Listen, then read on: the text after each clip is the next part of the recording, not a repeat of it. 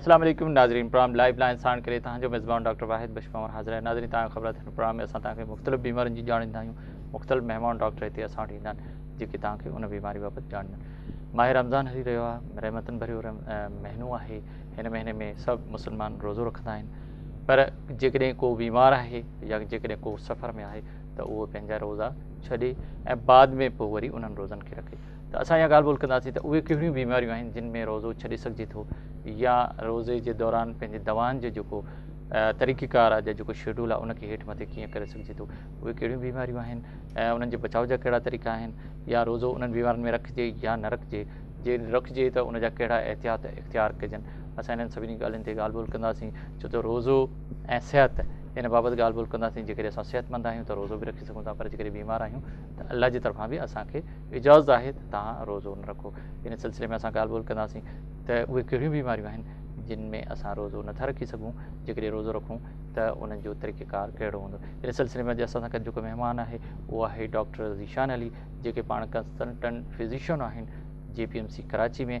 ऐं डॉक्टर साहिब सां ॻाल्हि ॿोल कंदासीं त जेको असांजो पेट आहे या जेको मैदो आहे या जेको असांजो खाधे जो मुंहं खां वठी सिरिश्तो आहे, सॼो सिस्टम रमज़ान शरीफ़ में छो त कुझु अर्सो असां उनखे जेको सो न खाईंदा आहियूं, पोइ वरी खाईंदा आहियूं, त छा जेकॾहिं असांजे पेट में का ख़राबी थी वञे, जेकॾहिं हाज़मो ख़राबु थी वञे, या उहे कहिड़ियूं पेट जी बीमारियूं आहिनि ऐं जेके रोज़ो जॾहिं असां रखूं था या जॾहिं असां बुख ते आहियूं त कहिड़ियूं तकलीफ़ूं पैदा करे सघनि था। अचो त पंहिंजे महिमान सां ॻाल्हि ॿोल जो सिलसिलो शुरू कयूं। डॉक्टर साहिब अस्सलाम वालेकुम। वालेकुम सलाम। डॉक्टर ज़ीशान अली, वॾी महिरबानी तव्हां असां वटि आयो। डॉक्टर साहिबु, रमज़ान शरीफ़ जो महीनो आहे, रोज़ा शुरू थी चुका आहिनि। जीअं तव्हांखे ख़बर आहे त असां मुस्लमाननि ते इहो फ़र्ज़ु आहे त असां रोज़ा रखूं, पर अल्लाह ताला जी तरफ़ां बि इहा इजाज़त आहे त जेकॾहिं तव्हां बीमार आहियो या जेकॾहिं तव्हां सफ़र में आहियो त जेसिताईं तव्हां सफ़र तां मोटी अचो या तव्हां बीमारी खां ठीकु थी वञो त पोइ तव्हां उहे रोज़ा बाद में रखो। पर कुझु अहिड़ियूं दाइमी बीमारियूं बि आहिनि जिन जूं दवाऊं हमेशह मरीज़ खाईंदा रहंदा आहिनि, त उन सां गॾु गॾु रोज़ा रखण बि चाहिनि था। त मां कोशिशि कंदुसि जीअं असांजो हाज़मे जो निज़ाम आहे उहो असांजे खाधे पीते सां हुनजो तालुक़ु आहे, त जॾहिं रमज़ान शरीफ़ जा रोज़ा रखूं था, छो कुझु बरसो जेको आहे टाइम 2 कलाक 10 कलाक 15 कलाक जेको सो बुख थिए, उनखां पोइ वरी फ़ौरन माण्हू जेकॾहिं मुख़्तलिफ़ खाधा खाए थो, फ्रूट खाए थो, चाट खाए थो, शरबत पीए थो, त उनजो पेट ख़राबु थी थो वञे। त उहे पेट जूं कहिड़ियूं बीमारियूं आहिनि जिन में रोज़ो रखिजे या न रखिजे, या जेकॾहिं अहिड़ी सूरत हाल हुजे त उनजो इलाजु कहिड़ो आहे? हिकिड़ो त इहो त बीमारी जॾहिं हूंदी आहे त अलाह जी तरफ़ां क़ुर में लिखियलु आहे त तव्हांखे इजाज़त आहे तव्हां रोज़ो छॾियो, त पंहिंजे जिस्म ते जेको आहे ज़बरदस्ती करण जी ज़रूरत न आहे। अलाह जा जेकॾहिं अलाह इहा छूट ॾिनी अथसि त इनखे वठणु घुरिजे, छो त अलाह खे वधीक ख़बर आहे इंसानी जिस्म ते कहिड़ी उनजी ज़रूरत आहे, कहिड़ो ॿार बि बर्दाश्त करे सघिजे थी।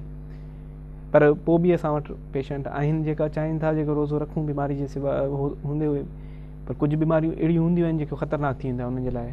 हुन में त जेको आहे असांजी एडवाइस इहा ई हूंदी आहे पेशेंट खे त तव्हां रोज़ो न रखो। पर कुझु अहिड़ी बीमारियूं हूंदियूं आहिनि जंहिंमें रोज़ो रखी सघिजे थो। रोज़ो रखणु जेको आहे इहो हिकिड़ी नेचर जी तरफ़ां अलाह जी तरफ़ां हिकिड़ी एक्सरसाइज़ आहे। 10-12 कलाक जेको आहे हूअं बि मैदो ख़ाली रहंदो आहे रूटीन में बि, पर उहो राति जो हूंदो आहे। घणो करे असां सुम्हंदा आहियूं 10-12 कलाक जेको आहे 8-10 कलाक त घटि में घटि हूंदो ई आहे जेकॾहिं मैदो ख़ाली हूंदो आहे, पोइ राति जो सुम्हंदा आहियूं, सुबुह जो उथंदा आहियूं, नाश्तो कंदा आहियूं त उन टाइम ते। पर इहो रूटीन जेको आहे रिवर्स थींदो आहे रमज़ान में। रमज़ान में असां ॾींहं में जेको आहे ख़ाली पेट रहंदा आहियूं, पोइ राति वारे टाइम ते जेको आहे वधीक खाईंदा आहियूं। खाइणु पीअणु जेको आहे इहो रोज़ो रखण सां घणो करे बि जेको आहे का वॾी जेकी आहे बीमारी न थींदी आहे, का अहिड़ी ॻाल्हि कोन्हे। पर जेको असां खायूं था उन खां पोइ उन सां असांखे वधीक तकलीफ़ थींदी आहे। जेको असांजी ईटिंग हैबिट्स आहिनि, जेको असां इफ़्तारी में ऐं सहरी में जेकी शयूं खायूं था, पर उहो रूटीन सां जेको आहे रूटीन में माण्हू इलाही माण्हू उहे शयूं सभु शयूं रूटीन में न खाईंदा आहिनि। पर छो त रूटीन उहा चेंज थींदी आहे ईटिंग जी, हिकिड़ो त टाइम चेंज थींदो आहे, ॾींहं में ख़ाली पेट, राति जो वधीक खाईंदा आहियूं। ॿियो वरी जेकी शइ खाईंदा आहियूं उहा बि रूटीन में न खाईंदा आहियूं, त उन सां मैदे में जेको आहे हाज़मे जो मसइलो जेको आहे वधीक थींदो आहे माण्हू खे। मैदे जूं कहिड़ियूं बीमारियूं, जीअं अल्सर आहे, गैस्ट्राइटिस, कहिड़ियूं अल्सर आहे बेसिकली बीमारियूं कहिड़ियूं आहिनि मैदे जूं? मैदे जी जेकी बीमारियूं आहिनि जीअं तेज़ाबियत हूंदी आहे, तेज़ाबियत वधीक रहे टाइम ताईं रहे त पोइ अल्सर थी वेंदा आहिनि, जेका ज़ख़्म थी विया। पर इहा ई तेज़ाबियत जेकी मैदे जी नाली में कॾहिं थींदी आहे त उनजे करे जेको आहे बार बार जेको आहे असां सीने में जलन वग़ैरह रहंदी आहे। या आंतुनि में जेको आहे मसइलो हूंदो आहे, पेट ख़राबु जेका थींदा आहिनि जंहिंमें आंतुनि जो अंदड़ियूं जेके सुजी वेंदियूं आहिनि, नरम अची वेंदो आहे, जेको असां पंहिंजे हिसाब सां गैस्ट्रोएंटराइटिस चवंदा आहियूं, या जेको आहे वॾी आंत जो सुजण जो कोलाइटिस वग़ैरह, इहे प्रॉब्लम जेका थींदा आहिनि। मोशन वग़ैरह जेके चवंदा आहियूं आम इस्लाम में इसाल थियण जेको आहे मोशन लॻण लूज़ मोशन्स वग़ैरह हे प्रॉब्लम्स जेकियूं आहिनि ईटिंग हैबिट चेंज थियण सां थी सघनि थियूं। उल्टी जेको असां खाईंदा आहियूं एकदमि पाणी वधीक पीअंदा आहियूं त पेट फुलिजी वेंदो आहे। न जेकॾहिं डॉक्टर साहब तव्हां फिज़िशियन आहियो तव्हां ॾिसो कुझु अल्सर जेका उहा वॾे अरसे ताईं इहा बीमारी हली या त शुरू कयूं त अल्सर खां जेकॾहिं कंहिंखे अल्सर आहे त छा उहो रोज़ो रखी सघे थो?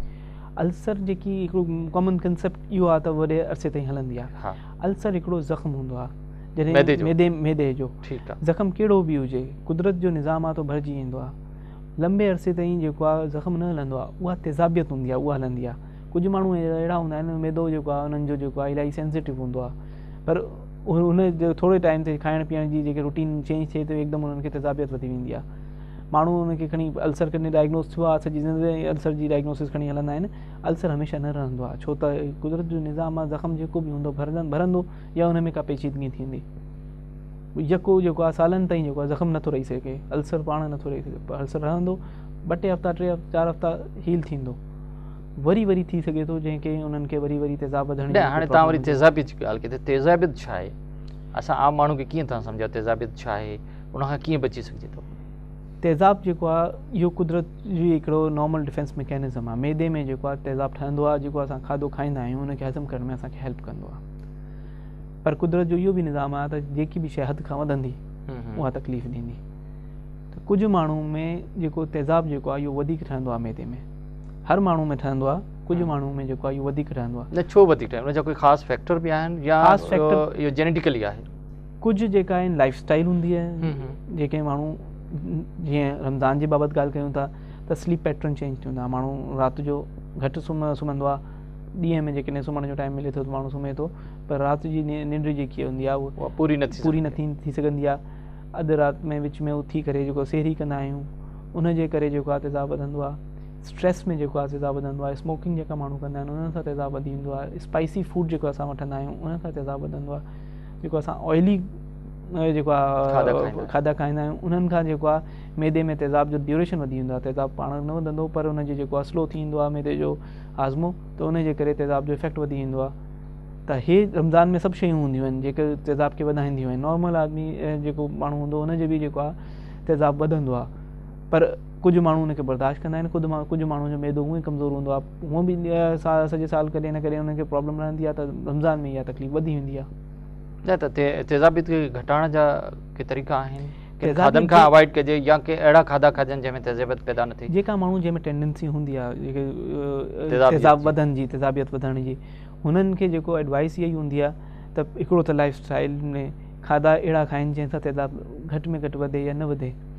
हुन में जेको आहे तव्हां ऑयली फूड अवॉइड कयो, जेको इलाही स्पाइसी जेका मिर्च मसालो जेको हूंदो आहे उहो तरियल शयूं मिर्च मसाला आहिनि, खटी शयूं उन्हनि खे अवॉइड कयो। ऐं ॿियो ॾींहुं दवाऊं हूंदियूं आहिनि जंहिं जेके असां तजवीज़ कंदा आहियूं। न खाधनि में अहिड़ा खाधा आहिनि जेके तेज़ाबियत खे घटाइनि? खाधनि में जीअं दही हूंदी आहे, दही आहे थधी जेके दही तव्हां वठोसि, खीर थधो हूंदो आहे उन सां तेज़ाब घटिजी वेंदो आहे, इसबगोल हूंदो आहे उन सां तेज़ाबियत घटिजी वेंदी आहे। या उहे शयूं जेके रेगुलर यूज़ करण सां तेज़ाबियत हूअं बि घटिजी वेंदी मतिलबु तेज़ाबियत खे दवाउनि खां बग़ैर बि खाधनि जे करे एहतियात जे करे बि घटाए सघिजे? अच्छा, इहे तेज़ाबियत जेकॾहिं वधे थी त पोइ उहा ई जेको सो ज़ख़्म ठाहींदी आहे? तेज़ाब जेकॾहिं वॾे अरसे ताईं वधियो रहे त पोइ वरी हुन ते ज़ख़्म ठही वेंदो आहे। अच्छा, तव्हां छा था सम्झो जीअं असां इफ़्तारी जे टाइम ते जॾहिं वेहंदा आहियूं त ठीकु आहे असां वटि पकोड़ा बि हूंदा आहिनि, समोसा बि हूंदा आहिनि, ॿियूं बि तरियलूं शयूं हूंदा आहिनि, फ्रूट बि हूंदो आहे, पर घणो करे असांजो इन पासे घणो रुझान आहे त तरियलूं शयूं पकोड़ा इहे सभु शयूं जेके असां इफ़्तारी में जेके असां इस्तेमालु कयूं था त छा इन जे करे तेज़ाबियत वधी सघे थी? जेकी असांजी ट्रेडिशनल इफ़्तारी आहे उन में हर शइ तेज़ाब वधाईंदी आहे। पकोड़ा, समोसा, केचप जो इस्तेमालु, मिर्च मसालो, फ्रूट चाट में एॾो मसालो हूंदो आहे घणो करे, जेके चना चाट हूंदी त हुन में वरी मिर्चूं मसाला हूंदा, हे सभु शयूं जेके आहिनि तेज़ाब वधाईंदियूं आहिनि। खाए माण्हू सघे थो पर उनजो थोरो तरीक़ो हूंदो आहे न, थोरो माण्हू घटि खाएसि। 2 जेकॾहिं टेस्ट करण लाइ जेको आहे पकोड़ा वॾी ॻाल्हि कोन्हे, पर प्लेट खाइण जेकी आहे उन सां प्रॉब्लम थी वेंदी न। थोरो घणो खणी छोला खणी तव्हां खाधा आहिनि, उहो मानी खाइण में जेको तव्हां आहे छा था सम्झो त ठीकु आहे जेकॾहिं असां इफ़्तारी में ॿियूं कहिड़ियूं शयूं अहिड़ियूं हुजनि जेके असांजी तेज़ाबीत बि घटाइनि, कहिड़ियुनि शयुनि खे इस्तेमालु करणु घुरिजे? हिकिड़ो त हे सभु शयूं जेके आहिनि थोरी त ज़रूरी त न आहे हिकिड़े ॾींहं में हर शइ यूज़ करे, थोरियूं कजनि, हिकु त हिकिड़े घटाइजनि। ॾींहं में ई पकोड़ा, उन ॾींहुं साॻे ई ॾींहुं वरी हिकिड़ो आहे माण्हू खाए, खाइण बि ज़रूरी हूंदो आहे, छो त कमज़ोरी हूंदी आहे माण्हू खे, खाइण बि सॼो ॾींहुं रोके वेठो हूंदो आहे, त पोइ इहो अलाह जी तरफ़ां बि आहे त उन खां पोइ खायो, पर थोरो तवाज़ुन सां, थोरो हिसाब किताब खां। ॿियो वरी जेको आहे टाइम सां जेको आहे न हिकदमि जल्दी माण्हू खाईंदो आहे न, उहो बि आहे, थोरो थोरो करे टाइम सां खाए उन सां बि जेको आहे इहो तेज़ाब एॾो न वधंदो। हाणे 15 मिंटनि में जो आहे इफ़्तारी में जेको आहे जेको सॼो ॾींहुं न खायो हूंदो आहे, पोइ कोशिशि हूंदी आहे न ज़ाहिर इन में हिकिड़ी सिंपल ॻाल्हि आहे, ज़ाहिर आहे इंसान आहे न, असां 15 कलाक 14 कलाक उन ते बि आहियूं, बुख ते बि आहियूं, त ज़ाहिर आहे जेॾी महिल रोज़ जी इफ़्तार थिए थी त दिलि त चवंदी त मां पाणी बि पियां, मां शरबत बि पियां, मां फ्रूट बि खावां, मां सभु शयूं खाई वठां, ज़ाहिर आहे इहा हिकिड़ी डिमांड बि आहे हुनजे जिस्म जी। मथां हुकुम बि अचे थो, दिमाग़ मां बि हुकुम अचे थो, तव्हां डॉक्टर आहियो त हाणे तव्हां पाणी पी वठो, कुझु न कुझु ज़ाहिर आहे जिस्म खे ग्लूकोज़ जी ज़रूरत आहे, ताक़त जी ज़रूरत आहे, डिमांड त आहे ज़ाहिर आहे। पोइ उन में कुझु माण्हू त सब्र वारा आहिनि जेके एहतियात सां कंदा आहिनि, पर कुझु माण्हू त असां जीअं थो जिन में तेज़ाबियत वधीक या ॿिए सब्र आहिनि त उहे काफ़ी हुन में काफ़ी एहतियात नथा कनि, थोरो थोरो करे खाईंदा त इहो प्रॉब्लम घटि थी। हाणे जेका माण्हू जंहिंखे प्रॉब्लम आहे हुननि जी प्रॉब्लम या त पोइ दवाउनि ते रहंदा, दवाउनि ते बि एॾो रिलीफ न मिलंदो आहे जेको, छो त लाइफ स्टाइल में जेकी चेंजिस आहिनि, जेके खाइण पीअण जी चेंजिस आहिनि। हाणे जेकॾहिं असां थोरो अचूं त अल्सर जे मरीज़नि ते, जेकॾहिं को अल्सर जो मरीज़ आहे उहो दवाऊं बि वठे थो, त छा उनखे इहे शयूं सभु खाइणु घुरिजनि? जेकॾहिं अल्सर आहे मौजूदु आहे, दवा वठे थो रमज़ान खां 2-3 ॾींहं 4 ॾींहं अॻु में, त हुनखे असांजी एडवाइस जेकी एज़ ए डॉक्टर मुंहिंजी इहा हूंदी त तव्हां रोज़ा न रखो, छो त अल्सर ज़ख़म आहे, ज़ख़म जेको आहे ख़ाली पेट रहण सां, छो अल्सर जे पेशेंट्स खे असां चवंदा आहियूं थोरी देरि सां हूअं बि तव्हां ख़ाली पेट न रहो, ॾींहं में थोरो 3-4 कलाक खां पोइ कुझु न कुझु खाईंदा कयो, ठीकु आहे, नॉर्मल रूटीन में असांजी एडवाइस हूंदी आहे। जेकॾहिं अल्सर आहे, अल्सर माना एंडोस्कोपी थियल आहे, उन में हुनखे कंफर्म आहे त हुते ज़ख़म आहे अंदरि, त हुनखे ते एडवाइस इहा हूंदी त रोज़ो न रखे, छो त इहे सॼो ॾींहुं ख़ाली पेट रहण सां उन में पेचीदगी थियण जी चांसिस वधीक हूंदा आहिनि। पर जेकॾहिं रखण थो चाहे त छा त उन में उनखे तव्हां पकोड़ा खाइण या समोसा खाइण मना कंदो? हिकिड़ो हूअं ई रिस्क वधीक आहे उनखे, पोइ वरी इहे तरियल शयूं अहिड़ी शयूं खाईंदो, उन खां वधीक उनखे दही आहे, दूध आहे, खीर आहे, उनजो इस्तेमालु वधीक हुजे। गैस्ट्राइटिस जेकॾहिं कंहिंखे आहे त उहो बि रोज़ो रखी सघे थो? गैस्ट्राइटिस हाणे इहो ई जंहिंखे तेज़ाबियत रहंदी आहे त पहिरीं त वरम थींदो आहे न, पोइ ज़ख़म थींदो आहे, त उनखां हिकिड़ो पहिरीं स्टेज आहे। गैस्ट्राइटिस जो माना इहा अगरि मैदे ते ज़ख़म आहे, वरम आहे, अञा ज़ख़म ठहियो कोन्हे पर उते वरम आहे, त हुनखे बि एहतियात जी ज़रूरत हूंदी आहे। रोज़ो माण्हू रखे थो त उनखे बि इहा ई आहे त हिकिड़ो त दवाऊं खाए जेकी डॉक्टर उनखे प्रिस्क्राइब कयूं अथसि, ॿियो वरी थोरो एहतियात करे खाइण पीअण में, हे जेकी तरियल शयूं, मिर्च मसालो, हिननि खे घटाए। अच्छा डॉक्टर साहब, कॾहिं छा थींदो आहे त जॾहिं बुख वधीक लॻंदी आहे त पेट में सूरु थींदो आहे?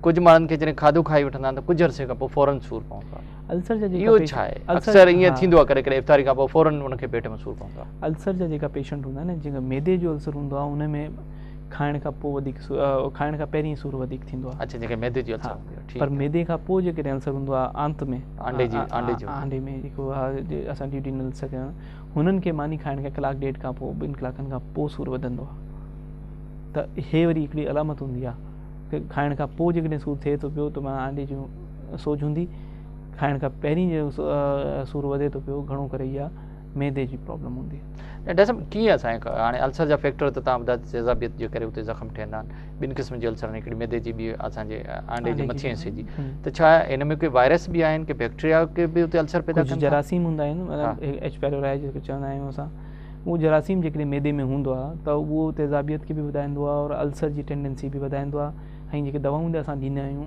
उन जी इफेक्ट बि घटि कंदो आहे। पर हुनजा जेका टेस्ट जेकॾहिं पॉज़िटिव आहे त उनजे लाइ एंटीबायोटिक जो कोर्स हूंदो आहे, हफ़्ते जो 2 हफ़्तनि जो असां चवंदा आहियूं, उहो एंटीबायोटिक जो कोर्स ज़रूरी हूंदो आहे, उन सां उहो जरासीम ख़तमु थींदा आहिनि, उन खां पोइ जेको आहे दवाऊं सुठो असरु कंदियूं आहिनि उन ते कंदियूं आहिनि। मतिलबु जरासीमनि जे करे बि अल्सर, जरासीम जे करे तेज़ाबियत जी, छो तेज़ाबियत, गैस्ट्राइटिस, मैदे जो वरम, अल्सर, इनखे असां एसिड पेप्टिक डिज़ीज़ जे हिकिड़े जेको आहे न उन सां ट्रीट कंदा आहियूं, छो त बेसिक प्रॉब्लम इन में जेको आहे न एसिड हूंदो आहे, तेज़ाब हूंदो आहे, तेज़ाब असां घटि कंदासीं त वरम बि घटि थी ईंदो, ज़ख़म बि भरिजी ईंदो, त हे सभु शयूं ट्रीट हिकिड़े नमूने सां थियनि थियूं। रुगो जेको आहे नाला डिफरेंट इन करे आहिनि छो त हिन जी पेचीदगियूं डिफरेंट आहिनि। रिस्क पेशेंट जे हिसाब सां जेके हिकिड़े माण्हू खे अल्सर आहे त हुन में मैदो फाटण जो रिस्क वधीक आहे, हिकिड़े माण्हू खे रुगो वरम आहे हुन में घटि आहे, हिकिड़े माण्हू खे रुगो थोरो घणो तेज़ाब थिए थो उनजी पेचीदगी घटि आहे, उन हिसाब सां नाला अलॻि आहिनि। कुझु माण्हू डॉक्टर ज़ीशान जॾहिं इफ़्तारी खां पोइ कुझु माण्हुनि खे मतिलबु जो खाधो मथे अची वेंदो आहे, मुंहुं ॾे पियो ईंदो आहे, या इहो छाजे करे थींदो आहे? इहो इन करे थींदो आहे छो त जेको असां मुंहुं आहे उहो खुराक जी हिकिड़ी नाली सां जेको आहे मैदे में जेको आहे जॉइन थियल आहे, हिकिड़ी नाली आहे जेकी मैदे में वञे थी, हुन नाली जे मुंहं ते जॾहिं मैदे में खुलंदी आहे हुते हिकिड़ो वाल कुदरत जो हूंदो आहे, उहो वाल जॾहिं कमज़ोर हूंदो आहे त जॾहिं बि तेज़ाब वधंदो आहे या पेट जॾहिं भरंदो आहे या माण्हू जीअं हेठि जेको आहे वेही करे को कमु कंदो आहे पेट ते ज़ोर पवंदो आहे, अहिड़ा सभु कम खंघंदो आहे त हुन में जेकॾहिं पेट में जॾहिं ज़ोर पवंदो आहे त उहो तेज़ाब जेको आहे मैदे, छो त तेज़ाब त हमेशह हूंदो ई आहे, उहो तेज़ाब जेको आहे उहो वरी मोटी ईंदो आहे मैदे जी नाली में जेकी असांखे वात खे जेको आहे मैदे खां मिलाए थी पई। हुन नाली में नॉर्मली तेज़ाब न हूंदो आहे त इन करे हुन मां पोइ वरी सीने में जलन ऐं असांखे खटी डकारूं जेके हूंदियूं आहिनि ऐं उहो वात खटो पाणी अची वेंदो, खटो पाणी अचणु, वात कड़ो थियणु, इहा तकलीफ़ जेकी आहे उनजे करे थींदी आहे। इन करे थींदी आहे त उनजो छा इलाजु आहे उनजो बि?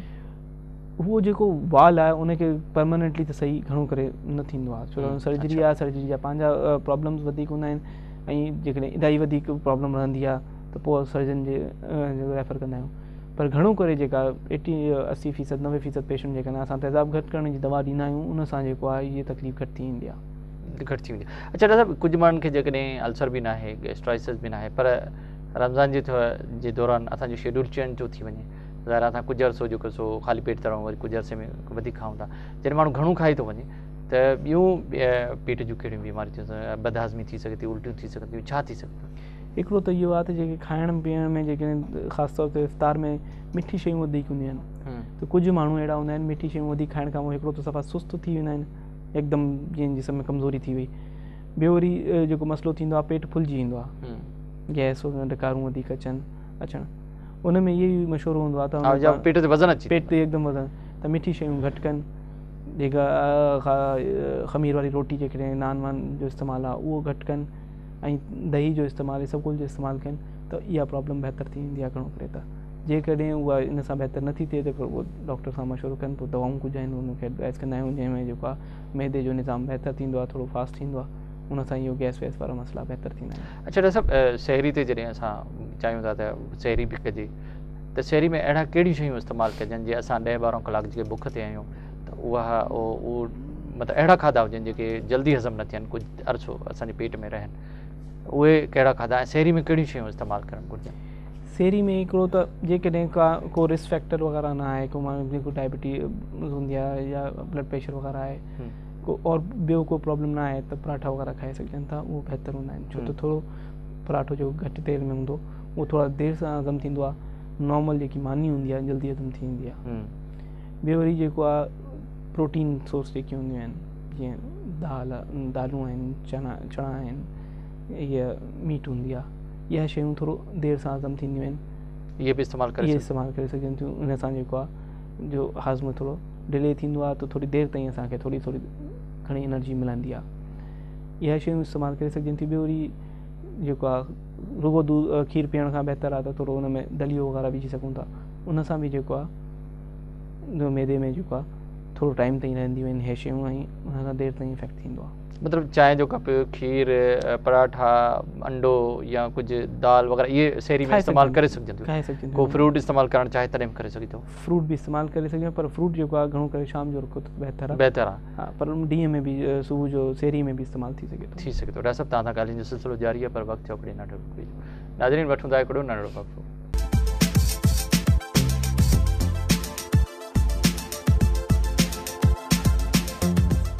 वेलकम बैक नाज़रीन, अचो त पंहिंजो ॻाल्हाइण जो सिलसिलो ॿीहर डॉक्टर ज़ीशानी सां शुरू कयूं। डॉक्टर साहब जेकॾहिं कंहिंखे बि तकलीफ़ आहे माना उन जेको सो शहरी कई उन खां पोइ उनखे का तकलीफ़ थी, पेट में सूरु पियो, अल्सर जे करे उल्टियूं बि थी पई या पेट में शदीद सूरु थींदो आहे कुझु कलाकनि खां पोइ, त छा उहो इलाज लाइ डॉक्टर वटि वञी सघे थो, सुई लॻाराए सघे थो जेकॾहिं उनखे शदीद तकलीफ़ आहे? जेकी बि सुई जेकी दवा आहे उहो हणाइण सां रोज़े ते फ़र्क़ु न पवंदो आहे, इंजेक्शन हणाइण पर जेकॾहिं सुई जी नोइयत अहिड़ी आहे जीअं ग्लूकोज़ जी ड्रिप हूंदी आहे या ताक़त जी का सुई आहे, उहो रोज़े जे मक़सद खे ख़राबु कंदी।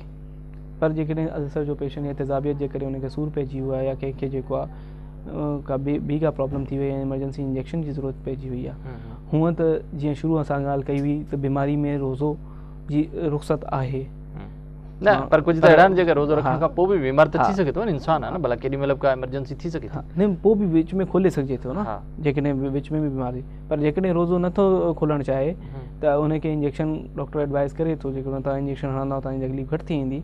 अहिड़ो को इंजेक्शन जंहिंमें का ताक़त जी शइ कोन्हे, ग्लूकोज़ वग़ैरह कोन्हे, त उनजे सुई हणाइण सां जेको आहे रोज़े ते फ़र्क़ु न पवंदो आहे, उहो हणाए सघे थो ऐं रोज़ो बि उनजो बरक़रार रहंदो, रोज़ो बरक़रार रहंदो। पर जेको मसइलो हुन में इहो आहे त जेकॾहिं एॾी तकलीफ़ आहे त दवा जी ज़रूरत पए थी ऐं रोज़े सां उनजी तकलीफ़ ख़राबु थिए थी पई, त मसइलो इहो बि आहे त बहितर इहो आहे त रोज़ो तव्हां ख़तमु करे छॾियो, ख़तमु करे छॾियो। उहो त उनजे मथां आहे, जेकॾहिं ख़तमु नथो करणु चाहे ऐं चए थो डॉक्टर खे त भई तव्हां मूंखे का इंजेक्शन ॾियो जीअं मुंहिंजो सूरु आहे या तकलीफ़ घटी वञे, सुई हणाइण सां रोज़े ते घणो कयो, जीअं मुंहिंजो इफ़्तारी ताईं मां हली सघां, ज़ाहिर आहे कुझु। अच्छा, अल्सर जा या गैस्ट्राइटिस जा जेके पेट जी बीमारी, हिन में का इमरजेंसी बि थी सघे थी, का कॉम्प्लिकेशन बि थी सघे थी? इमरजेंसी जेके अल्सर जी मां ॻाल्हि कई शुरू में, अल्सर जेको आहे ज़ख़्म हूंदी आहे, ज़ख़्म में पेचीदगी वधीक थींदी आहे, उन में ब्लीडिंग थी सघे थी पेशेंट खे, हिकदमि जेको आहे उल्टी खून जी अची वई या पेट में मोशन खून वारा अची विया या अल्सर फाटी वियो जंहिंजे करे जेको आहे मैदे में जेको आहे सुराख़ थी वियो, पेट ख़राबु थी वियो, हे वरी लाइफ थ्रेटनिंग इमरजेंसी हूंदी आहे। हिन में जेको आहे फौरी तौर ते अस्पताल में एडमिट कयो वेंदो आहे। हिन में रोज़े जो गुनाह आहे मुंहिंजे हिसाब सां, छो तव्हां पंहिंजी लाइफ खे डेंजर करे का इबादत ज़िंदगी पहिरियों नंबर ज़िंदगी बचण ज़रूरी। मुंहिंजे हिसाब सां इहो हाणे ज़िद हरूभरू हूंदी आहे, जेके कुझु माण्हू उहो बि कंदा आहिनि, असांजे माण्हू जज़्बाती हूंदा आहिनि त न रोज़ो न खोलींदासीं, पर इन अहिड़ी हालत जॾहिं अलाह जी तरफ़ां इजाज़त आहे त पोइ ज़िद जी कहिड़ी ॻाल्हि आहे, असांजे पाण इजाज़त इसराफ़ आहे, उहो इसराफ़ आहे, माना दीन में बि इसराफ़ जी गुंजाइश कोन्हे। पर जेकॾहिं अहिड़ी कंडीशन आहे त रोज़ो न रखणु घुरिजे, जेके रखे छॾियो आहे त फ़ौरन खोलणु घुरिजे। ॿियो वरी पेन दर सूरु थी वियो आहे, कंहिं हिकदमि सूरु शुरू थी वियो आहे, त सूर जे लाइ जेका अल्सर वारी सूर जी दवाऊं हूंदियूं आहिनि उहो डॉक्टर जे मशवरे सां हणे सघिजे थी। अच्छा, दवाउनि जो जेकॾहिं को अल्सर जो मरीज़ आहे, रोज़ो रखण थो या गैस्ट्राइटिस जो मरीज़ आहे, उनखे का पेट जी तकलीफ़ आहे, त छा दवाऊं जेके आहिनि उन्हनि जो तव्हां जेके डॉक्टर आहियो उन छा एडवाइस कनि? कोई शेड्यूल चेंज कंदो, को डोज़ हेठि मथे कंदो आहे, छा कंदो, उनखे एडवाइस कीअं ॾींदो? डोज़ उन में इहा हूंदी आहे जेके अल्सर ख़ासि तौर ते तबियत वारी दवाऊं हूंदियूं आहिनि, उहे ख़ाली पेट वठिबियूं आहिनि। हा, सुबुह त सही हूंदो आहे त सहरी खां पहिरीं तव्हां वठी छॾी, इफ़्तारी में माण्हू परेशान हूंदा आहिनि कीअं वठूं। हा, इहो हिकिड़ो अहम मसइलो आहे, त छा पहिरीं दवा पियूं या पहिरीं रोज़ो इफ़्तार कयूं? हुन में तव्हां रोज़ो इफ़्तार कयो, खजूर खां कंदा आहियो, पाणी खां कंदा आहियो, जीअं बि आहे रोज़ो इफ़्तार कयो, हुन सां गॾु जेको आहे तव्हां दवा वठी छॾियोसि। ठीकु आहे। बाक़ी इफ़्तारी जेको आहे तव्हां नमाज़ वमाज़ पढ़ी करे पोइ कयो, त 15-20 मिंट निकिरी ईंदा, हुन में दवा जो असरु जेको आहे पंहिंजो थी वेंदो, छो त ख़ाली पेट जो असरु वधीक कंदी आहे, त उहो त तव्हां नमाज़ पढ़ी करे मग़रिब जी, उन खां पोइ इफ़्तारी करे वठोसि। न, इहो हिकिड़ो अहम मसइलो हो, माण्हू सोचींदा त भई असां इफ़्तारी बि कयूं। शुगर जा पेशेंट जीअं हूंदा आहिनि, ख़ाली पेट वारी दवाऊं हूंदियूं आहिनि, उनखे असां इहो ई मशवरा ॾींदा आहियूं, तव्हां रोज़ो इफ़्तार करे गोरी खाए छॾियोसि या इंसुलिन हणी छॾियोसि, उन खां पोइ नमाज़ पढ़ी करे पोइ वरी बाक़ी इफ़्तारी कयो। बाक़ी जेको आहे त उन में 10-15-20 मिंट आराम सां निकिरी ईंदा आहिनि, माण्हू आराम सां नमाज़ पढ़ंदो आहे त 15-20 मिंट निकिरी ईंदा आहिनि, दवा जो पंहिंजो असर जो टाइम शुरू थी वेंदो आहे। ऐं सहरी में वरी इहो त सहरी खां पहिरीं दवा सहरी खां पहिरीं खाई सघे, त पोइ हुनजो जेको आहे सो दवाउनि जो तव्हां छा डोज़ बि चेंज कंदा आहियो, शाम जो वधीक या सुबुह जो वधीक या सेम हूंदो आहे? जेका अल्सर वग़ैरह जी डायबिटीज़ में ज़रूरत हूंदी आहे, जो शुगर जा पेशेंट हूंदा आहिनि, पर जेका मैदे वग़ैरह जी उन में डोज़ एडजस्टमेंट जी ज़रूरत कोन हूंदी आहे, घणो करे बाक़ी जेकी दवाऊं आहिनि उन में इहो हूंदो आहे त जेकी सुबुह वारी दवाऊं हूंदियूं आहिनि, जीअं ब्लड प्रेशर वग़ैरह जी दवाऊं सुबुह जी आहिनि, या तेज़ाबियत वारी पेशेंट जी दवाऊं जेके हिकिड़े टाइम वारी हूंदियूं आहिनि, उनखे असां वरी सुबुह जे नॉर्मली रूटीन में असां डे टाइम में ॾींदा आहियूं, सुबुह में ॾींदा आहियूं, नाश्ते खां पोइ या नाश्ते खां अॻु में, उहो असां चवंदा आहियूं तव्हां इफ़्तारी में वठोसि। ठीकु आहे, सुबुह जो उनखे बंदि करे छॾियो, सुबुह में न हुजे, सहरी में न वठोसि, उनखे इफ़्तारी में वठोसि। ठीकु आहे। अच्छा डॉक्टर साहिबु, जीअं त हाज़मे जी ॻाल्हि था करियूं, ज़ाहिर असांजो खाधे जो सिलसिलो सॼो आहे, इफ़्तारी हुजे या सैर हुजे, उहो असांजे हाज़मे सां आहे, असांजे पेट सां आहे, ऐं बीमारी बि इतां हाज़मे खां शुरू थिए। जेको जिगर आहे, लिवर आहे, उनजो बि हाज़मे सां तमामु हिकिड़ो वॾो रिलेशन आहे, वॾो तालुक़ु आहे। जेकॾहिं जिगर कमु नथो करे त हाज़मो बि कमु नथो करे। जेकॾहिं कंहिंखे जिगर जी बीमारियूं आहिनि त कहिड़ियूं कहिड़ियूं बीमारियूं आहिनि जिन में जेको सो रोज़ो रखिजे न रखिजे? जिगर जूं कहिड़ियूं बीमारियूं? हाणे जिगर में जेको हिकिड़ो हेपेटाइटिस हूंदो आहे, जेरे सोज जेकी आहे, जेरे सोज जेकॾहिं हिन में बि थोरे टाइम वारी हूंदी आहे, हिकिड़े वॾे टाइम वारी हूंदी आहे, जेके असां अक्यूट हेपेटाइटिस चवंदा आहियूं, छो जेको कुझु हफ़्तनि जी बीमारी हुते, जंहिंमें घणो करे माण्हू जेको आहे उहो साई सां ईंदो आहे, जॉइंडिस सां ईंदो आहे असां वटि, हुननि खे त रोज़ो असां मना कंदा आहियूं, छो त हुन उहो बि जेको आहे जेरो सुजियल आहे हुनजो, जहिड़े जो कमु हज़मो करणु ऐं हाज़मे खे कंट्रोल करणु आहे। ठीकु आहे। उहे माण्हू खे शुगर घटि थियणु, चकर अचणु ऐं पेचीदगी थियण जा चांसिस वधीक हूंदा जेकॾहिं डिहाइड्रेट थींदा ऐं ग्लूकोज जी घटिजाई थींदी त हू अक्यूट हेपेटाइटिस वारा जेका पेशेंट हूंदा आहिनि उन्हनि खे त सफ़ा न रखणु घुरिजे। हिकिड़ो त इहो मुस्तक़िल बीमारी कोन्हे, 10-15-20 ॾींहं में माण्हू बहितर थींदो आहे त पोइ उन खां बाद में वरी रोज़ा कज़ा करे वेठे पंहिंजे रोज़ा। ठीकु आहे। ॿियो वरी कुझु माण्हू अहिड़ा आहिनि जेके पुराणे हेपेटाइटिस थो हले, क्रॉनिक हेपेटाइटिस। हाणे क्रॉनिक हेपेटाइटिस जेकॾहिं जहिड़ो सुकड़ियल न आहे, तिरी वधियल न आहे, पेट में पाणी वाणी न भरियो आहे, कॾहिं रोत वारी उल्टी न आई आहे जंहिंखे असांखे डीकम्पनसेटेड लिवर डिज़ीज़ चवंदा आहियूं असांजे हिन में, डीकम्पनसेटेड न आहे त उहो रोज़ो माण्हू रखी सघे थो नॉर्मली, उनखे न एक्स्ट्रा को परहेज़ करिणो आहे न को अदरवाइज़। पर जेकॾहिं जहिड़ो सुकड़ियल आहे, पेट में पाणी कॾहिं भरियो आहे या तिरी वधियल आहे उनजी, या हथनि पेरनि ते सोज थींदी आहे, या कॾहिं रत जी उल्टी आई आहे, या कॾहिं बेहोशी थी आहे जहिड़े जे करे, त इहे उहे पेशेंट आहिनि जंहिंखे रोज़ो सफ़ा न रखणो घुरिजे। छो त हिननि जो जहिड़ो इलाही कमज़ोर आहे, इहे जेकॾहिं ख़ाली पेट रहंदा त हिननि जी शुगर वुगर घटि थियणु ऐं डिहाइड्रेशन जे करे बेहोशी थियण जे चांसिस वधीक हूंदा आहिनि, त हिननि खे पोइ सफ़ा न रखणु घुरिजे। न जेकॾहिं जहिड़ो सही नथो कमु करे जिगर में, लिवर में जेकॾहिं का बि डिज़ीज़ आहे जहिड़ी क्रॉनिक आहे या अक्यूट आहे, त छा जेको असां 10 कलाक 12 कलाक जेके फास्टिंग ते आहियूं, बुख ते आहियूं, त असांजी जेका शुगर लेवल घटि थिए थी, छा उहो जिगर उतां शुगर लेवल न पहुचाईंदो, उन में इहा सलाहियत न हूंदी आहे, इन करे तकलीफ़ थींदी आहे? हेपेटाइटिस जेको आहे न, हेपेटाइटिस में कुझु अरसे ताईं जिगर कमु सही कंदो आहे, चहिरे ते सोज हूंदी आहे पर उहो एॾी न हूंदी आहे ऐं कमु सही पियो हले। जेको कंपनसेटेड फेज़ हूंदो आहे क्रॉनिक हेपेटाइटिस में, हुन में को प्रॉब्लम न हूंदो आहे, माण्हू नॉर्मल लाइफ गुज़ारींदो आहे, नॉर्मल खाइण पीअण बि हलंदो आहे हुनजो ऐं रोज़ो बि रखी सघिजे थो।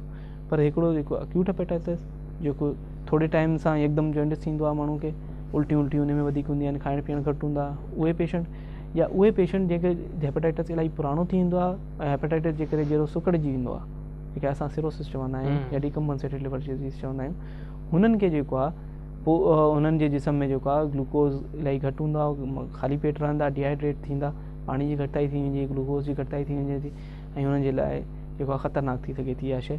उहे पेशेंट जंहिंजो जहिड़ो सुकड़ियल हुजे उहो सफ़ा न रखनि। अच्छा, जॾहिं जिगर जी बीमारी ईंदी आहे त उनजी हिकिड़ी ख़ासि निशानी बि आहे त बुख न लॻंदी आहे, त जॾहिं जिगर जी का बि बीमारी भले उहा खणी अञा पहिरीं इब्तिदाई स्टेज में हुजे, अञा उहा वॾी कॉम्प्लिकेट न हुजे, छो त लिवर जे बीमारियुनि खे बि तव्हां मुख़्तलिफ़ हिसनि में विराईंदा, माइल्ड आहे, मॉडरेट या सीवियर में अञा न पहुती आहे, त बुख जॾहिं न लॻंदी त उहो कीअं, जेकॾहिं उहो चाहे त मां रखणु चाहियां त छा उहो जेकॾहिं रोज़ो रखणु चाहे त उनखे बि का तकलीफ़ थी सघे थी?